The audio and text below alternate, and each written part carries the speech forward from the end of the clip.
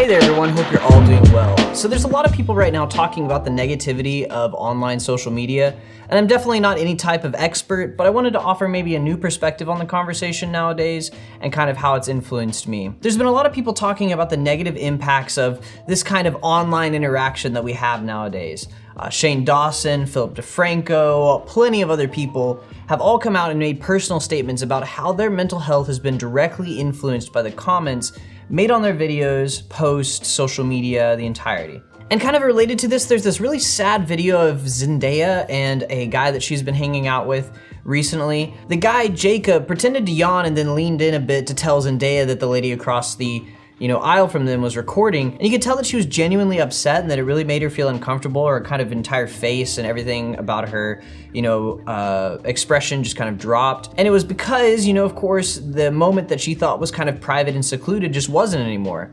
And the whole internet would be commenting on them together and shipping it and, making their own statements about it and offering their thoughts. And for a lot of you, you're not in that kind of space. You're not having to experience all of this kind of online interaction, this kind of fame and the negativity that comes along with that. But for a lot of you, you get how bullying works and how much it hurts. And when it's thousands and thousands of people on a daily basis, even if they're joking, it's incredibly hard not to take some of what they're saying to heart. And even when it's not traditional bullying like online social media has become, it can still impact people's overall moods. Stans and other people generally don't mean any harm, but they can massively impact the way that the people that they're talking about think. So much so that the celebrities that those people are talking about may not even know if the feelings that they have are genuine feelings that they have of themselves or that have been pushed onto them. I've been thinking about this for a little while, and this week I started connecting some of my personal experience to all of these events and how I think about social media. And so I wanted to talk through that in this video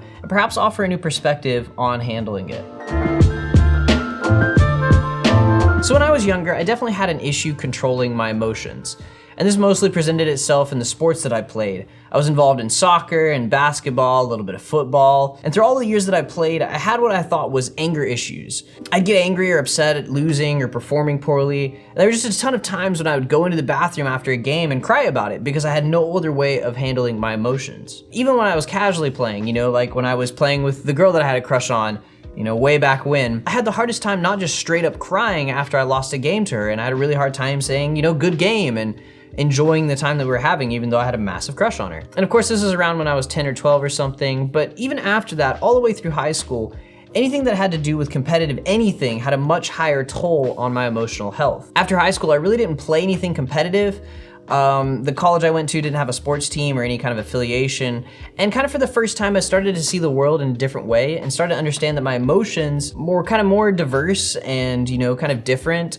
And there was a lot to, the depth of kind of feeling that I was experiencing. And for the first time, I was kind of working through how to process them and kind of deal with them on a positive level.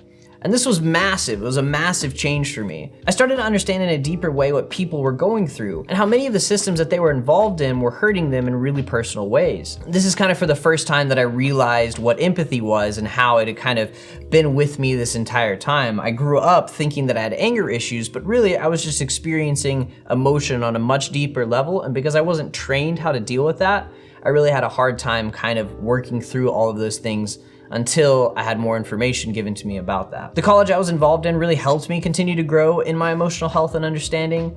But at the end of my time there, even through all of that great, experience and growth that happened, I'd really stretched myself thin, and the whole of my mental health and emotional well-being was pretty much just on the decline. After graduating with one degree, I went straight into my second degree at another university. And I've talked about this university a ton and how being there sent me into a really strong downward spiral. It really just was not a good experience. I had no IRL friends that I was seeing on a daily basis.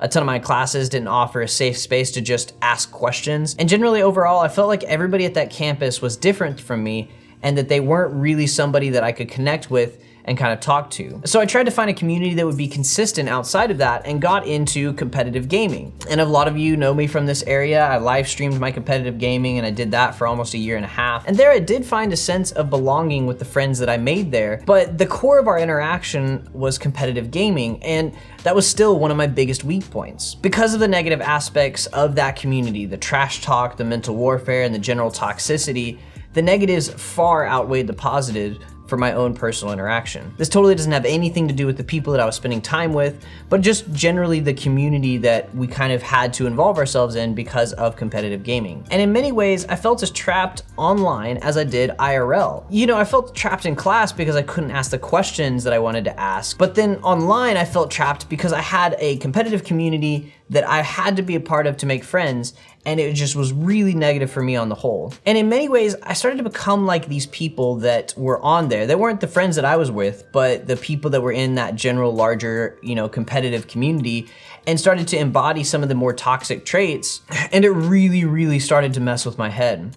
I've already talked about how moving massively improved my mental health, but one of the biggest changes and periods of healing that happened once I disconnected myself from the online gaming community. The more I pulled myself away from playing competitively, the better I was able to process my emotions and work through what happened during that year and kind of get back to a place of homeostasis. The point of that story is to show that I have my weak points. There's things that I handle poorly emotionally, and there's areas in my life that I know will impact my mental health in really massive ways. You know, I really don't have an affinity for like Instagram or Twitter or any social media platform for that matter. I don't really post a lot, you know, I don't put too much time into that. But I know I'm at my weakest when I do anything competitive. And to stay healthy as an individual, I need to keep those interactions to a minimum. And so what I see online with these people that are dealing with all of this kind of social media and the negativity of it is their weak spots. And although there's some people online that are totally okay with the limelight and the social attention, a lot of people are drastically impacted by it, and the comments and stands are something that they really just can't handle in a positive way. In the same way that I'm at my worst when I compete, they are at their worst when reading people's opinions and comments and thoughts about their lives. And they've realized the same thing that I've realized, and know that they have to keep their social media interaction to a minimum if they're gonna stay healthy. So when it comes to you, there's two things that I want to offer to you to kind of think about. First, know that everybody has a weak spot, including you. And your weak spot may not be the same as everybody else's. Some things will hit you harder than others, and to stay healthy mentally, physically, and emotionally, you may need to find your own way of limiting your interaction with whatever is hard for you to deal with. Secondly, sometimes people are going to be dealing with something that is super easy for you to handle, but to them, it's really way more difficult to process and work through. And if you're not careful of those weak spots that they work with, there's a chance that in an effort to care for them and to, you know, be a good support for them as a friend, you may actually do more harm than you will do good. Circling back around to the beginning, for Zendaya, you can see that it's really getting on her nerves how insensitive people are to private moments, and how she has a hard time finding a way to be alone and away from the internet. And that's kind of what the weak spot that she's dealing with right now. For Shane, you can see that he's really having a hard time working through the hurt that he feels every time somebody leaves a negative comment about him or the people he's close to. And there are so many more that are dealing with the exact same thing. Even the jokes that are just meant to be funny don't come across the same when somebody has a weak spot in that area. And hopefully through this video, you're able to kind of see these issues from a different perspective and kind of see how people online that are in these limelights, that are celebrities, kind of have to deal with this stuff.